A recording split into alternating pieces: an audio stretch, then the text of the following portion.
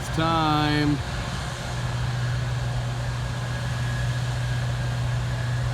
Now we're back on top of the grain leg. That's the grain cart full, wagon full, semi 2/3 full. You need to see how small the combine is, jeepers, compared to when you're on the ground. It looks huge. Just putting the belts back on this thing. Picking corn, gonna rain, not surprising, but we'll get done what we can. You can maybe see right here the corn did a beautiful job, even right along the road here. And actually all over here and behind. I didn't get to pick anything. I was at work all day teaching a class, so we need to get the dryer running is what we're working on right now. You really can't. You have to take the covers off, and once you take the covers off, the rain will go down in there in the burners, and if it gets in the burners, it doesn't want to fire. If there's a load of corn in there, the corn keeps most, if not all, the water out of the burners. So now that we have corn to put in there, we'll be able to try the dryer. Harvest is in full swing. This field's done. You can see there's a for sale sign. There's insulation all through this field. And we're kind of working, these guys are putting a sewer line in, so that's why we rushed to take this field off. And that way they could work in the headlands without running the corn over. So harvest is underway here, and along the headlands here, it is a nightmare. Cracked branches off, threw them in the field, and then laid the corn over top of the branches. Most of the time I'm able to see them and back up before I hook them. But this one I hook. Climb out here slowly, surely.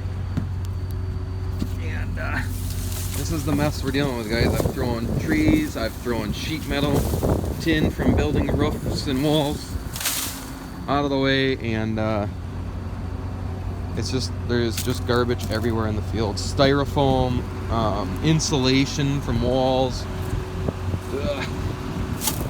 Took a lot of concentration to try to see where the row was, and you just try to look forward and over the top instead of straight down at the root balls. If you try to look straight down, you can get really mentally drained and disorientated. So let's get set back in here. You do have to run the head real close to the ground in order to scoop up those corn that's laying over. This stuff's just kind of tangled. It's not completely laid over. I'll try to maybe get a video of some laid over stuff. There'll be no shortage of that this year. But our options are, one, do it like we're doing, and I'd say we're scooping up a good majority of it. The second option would be to put a reel similar to like a soybean head on the corn head, and what that would do is help stand some of those stalks up better and feed them into the combine better. But to be quite honest, it's feeding in a lot better than some years of down corn, at least over here. Once it gets wet and matted down, it might be a different story, but as of now, I think we're doing just as good of a job as we could with a reel. Could be wrong, but they're expensive. They're not cheap by any means, and most years we don't need them. So I think we can get most of it like this, and the stuff we can't get, I don't know that we'd be able to get even if we had a reel. So, because it's already like touching the ground, and you can only scoop it up so much, or the ears are broke off the stalk, so you ain't gonna get it anyway.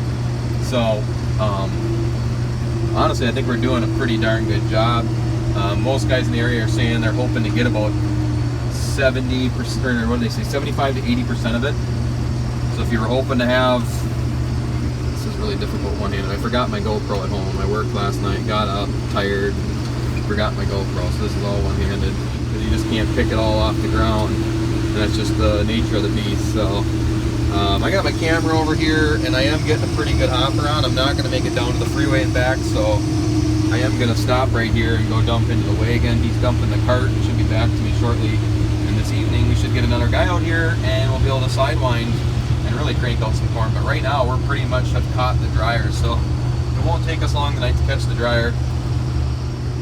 So here we are in some down stuff here, and you know, you can see that as long as I can get my snout under there, I can stand it up fairly decent. I am a little lost on where the row is right now, and now I'm getting back into it. Should stand up a little better. But and I'm going a little slow here, just because I'm filming with one hand here, but that's what it looks like, folks.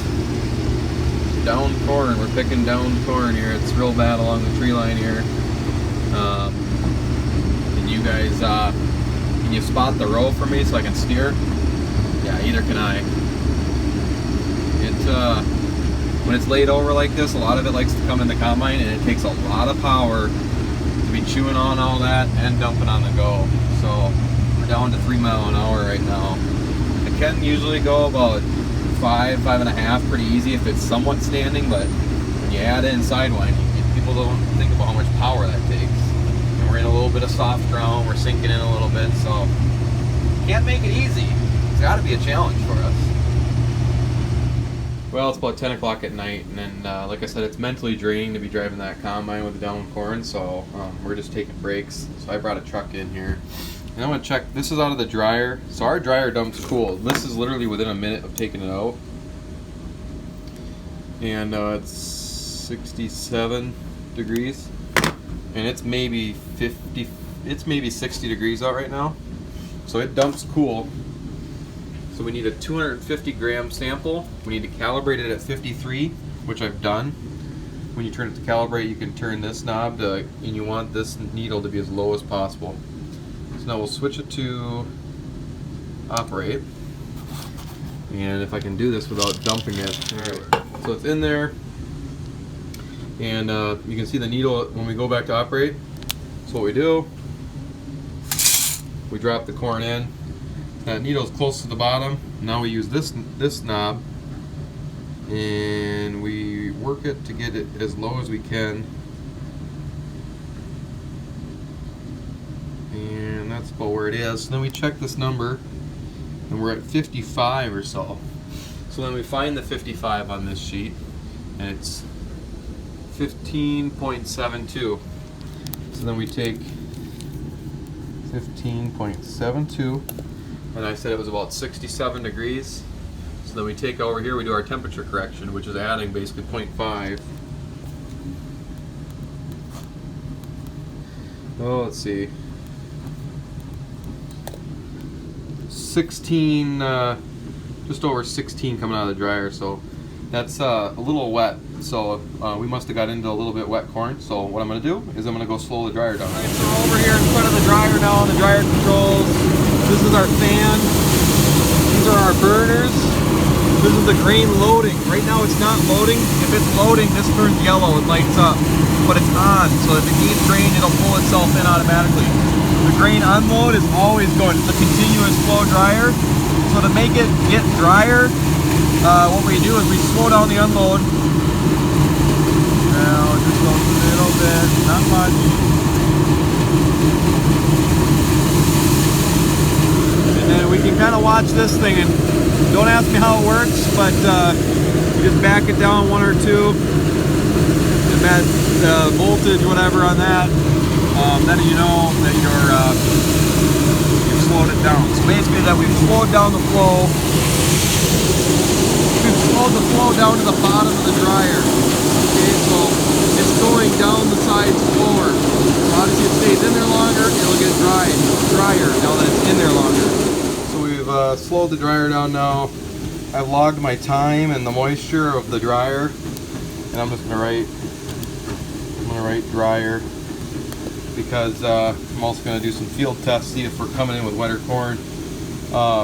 Preferably we're under 15 when we go into a bin. We can put air, this is fine, but we like to put it in there under 15%. So we slowed it down, we'll give it a few minutes, and I'll check it again before I take off with the truck and make sure we're heading in the right direction. It's not an immediate change. Obviously it takes a little bit of time and a little bit of corn to go through. Some of that corn, it's gonna take, I don't know, 500 bushel probably before it fully gets down to where I want it. So we'll get her dialed in. You always have to keep an eye on it. Pretty much every time we bring a truck in, we try to take a test from the field and a test from the dryer, so we know if we have to slow the dryer down. If we're coming in with wetter corn, we slow the dryer down so that we know it can handle it. So earlier in the day we were in some dry corn, and I could tell by the stuff that I was in the combine that it was just piling up a little more, so I'm sure it's a little wetter. Alright, it's hard to beat the smell of freshly or corn being dried. It's a pretty sweet smell. Got her dialed in, I think. We'll check it again in the morning when we fire it up. and we're done for the night, about 10:30. Done here. Just finishing unloading a truck, but while I do that, you hold these two switches and you can turn your burners off. We were rocking and rolling at about 200 degrees and now we're at 100, so I'm going to let it try to get as close to air temperature as I can. Then I shut the fans off. I've shut off the unloading, I've shut off the dry leg, and I've shut off the augers that take it, what we call, across the street to the big bins. So I got all that shut down. I'm just letting this cool down. Finish unloading that truck and I'll shut off the wet leg and the drag system, and we'll go to bed. But everything's real loud when all this is running, all the augers and everything and the legs. And then when you shut it off at night, just how quiet and peaceful it is. I always like that. It's a fun part of the night. But we'll be back at it in the morning. They were talking rain, but I don't think it's supposed to anymore. So with that, take it easy, be safe, and we'll check you guys later.